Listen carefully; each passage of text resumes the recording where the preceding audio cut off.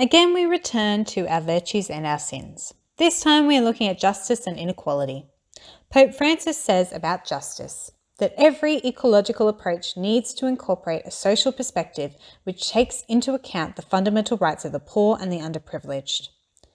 In relation to inequality, Pope Francis says that this vision of might is right has endangered immense inequality, injustice, and acts of violence against the majority of humanity.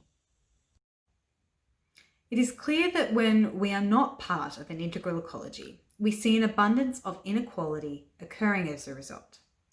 This inequality occurs specifically towards the poor, the vulnerable, minority groups, the Indigenous population, and our future generations.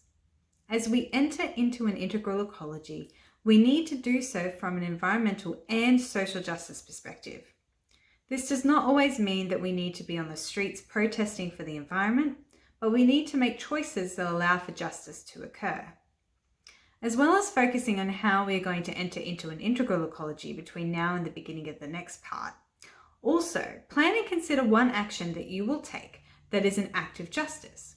For example, swapping a food that doesn't have palm oil in it is an act of justice, or buying fair trade is an act of justice, or buying local is also an act of justice.